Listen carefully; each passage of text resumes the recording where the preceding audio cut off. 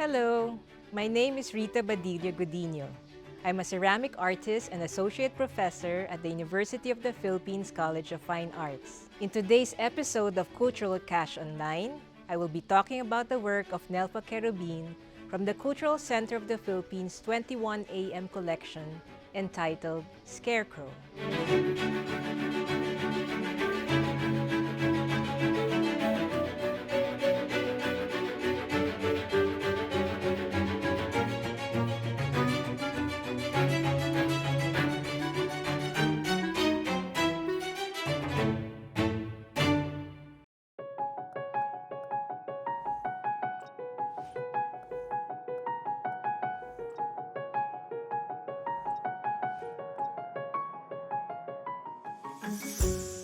I was at the threshold of my career in ceramic arts as an artist and educator when I first met Nelfa in 2006.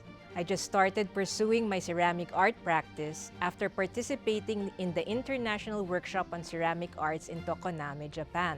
I was hungry for inspiration and searching for local role models at that time when I heard about her retrospective exhibition at the UP Vargas Museum, Patterned and Inscribed: The Art of Nelfa Querubin from 1973 to 2003. I was unprepared for the stunning ceramic works that knocked my breath away when I first entered the gallery. I have never seen a collection of works that show such imaginative variety and endless possibilities in working with clay. Her works display spontaneity, built with the master's eye and an artisan's hands. They are drawn from the integrity of a creative subconscious. One can see that each work was done with affection and detailed attention to form and visual organization. Each mark or gouge on her work, each detail or color choice are thoughtfully placed and carefully chosen, making each work a magnum opus. Nelfa has created a visual language in clay that draws you in, speaks to your soul, and ignites your spirit.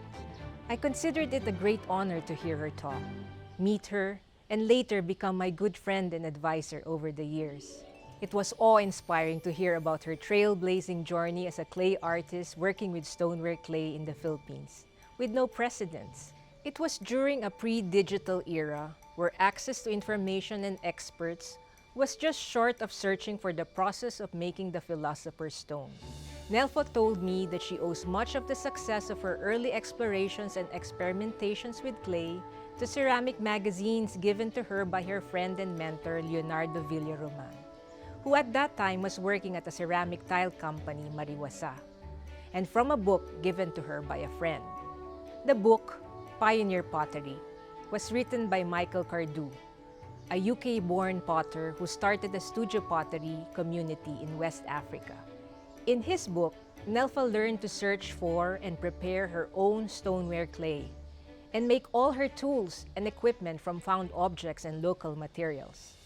The kiln she built was based on a kiln design by Daniel Rhodes, a celebrated ceramic artist and educator of 25 years at Stanford University, San Francisco Art Institute, and Alfred University. Reminiscing about her first kiln building and firing days at her Miagao beachside studio in Iloilo, Nelfa spoke of shared wonder and childlike bliss with her colleague, good friend, and fellow clay pioneer John Pettyjohn, like two children working together on a secret project. I make the bricks, you bring the cones. She was referring to the handmade refractory bricks that can withstand high temperatures made from the local kaolin, a primary high-firing clay she found at the municipality of Estancia in Iloilo. The cones are the Orton cones that John brought from the US. These pyrometric cones are made from ceramic materials that are highly sensitive to respond to temperature over time, precisely gauging heat work on the pieces they fired in the kiln. Nelfa did not have glazes, so John worked with her on that. They fired continuously for 28 hours, which melted some of the glazes. The kiln gods must have been smiling in the heavens when they fired the kiln for the first time. John said Nelfa was so happy.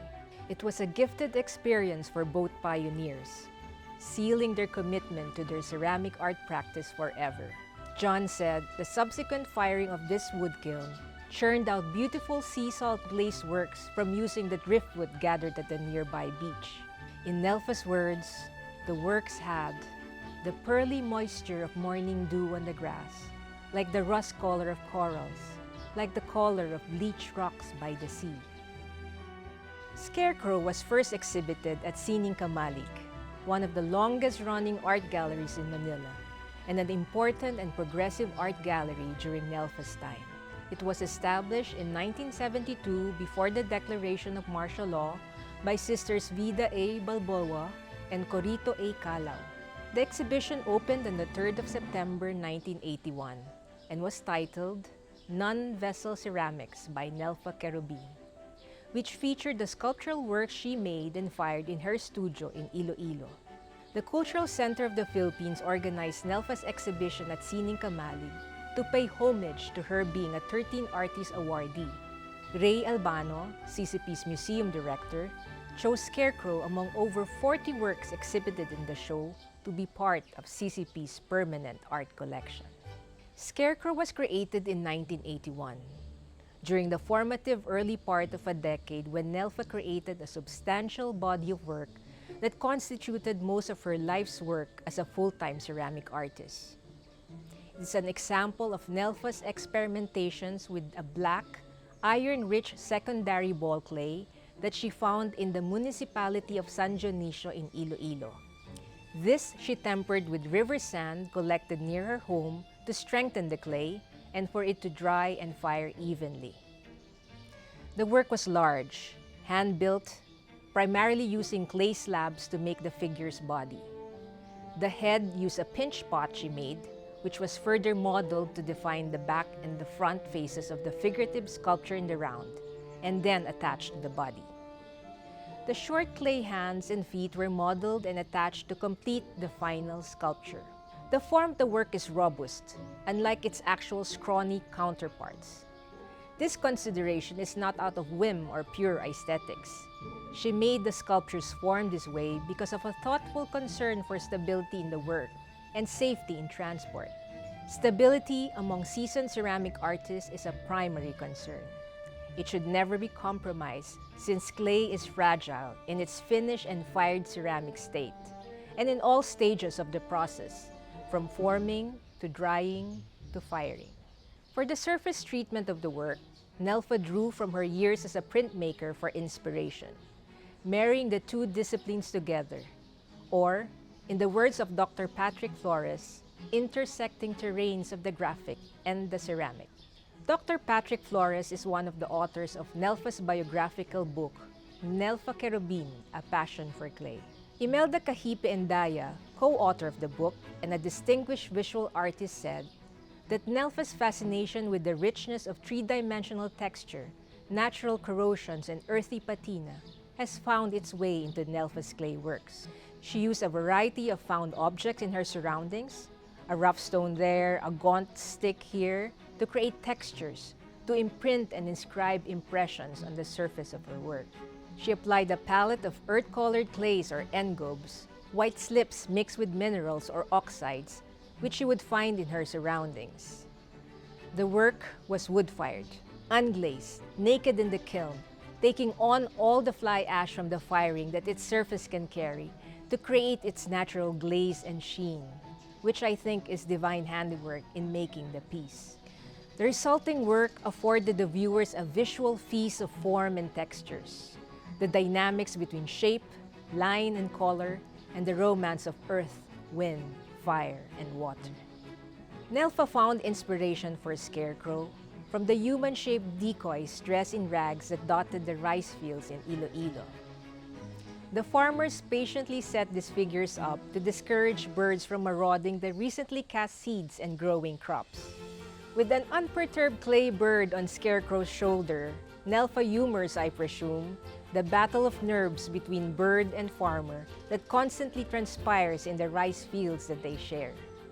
The light-hearted naivety of the sculpture draws from a period when Nelfa was developing her relationship with clay.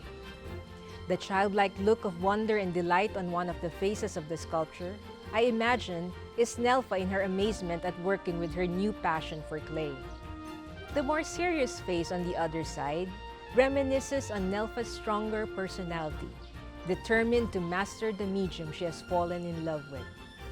Scarecrow is one of the most relevant pieces in Nelfa's career as a ceramic artist, as it points to her beginnings. I want to thank Nelfa for gifting us with this endearing piece. The work speaks of fresh starts. It teaches us to embrace life with open arms, with childlike innocence, gentle strength, enthusiasm, companionship, and hope for a blissful future. And to the viewers, thank you for joining me on this episode of Cultural Cash Online.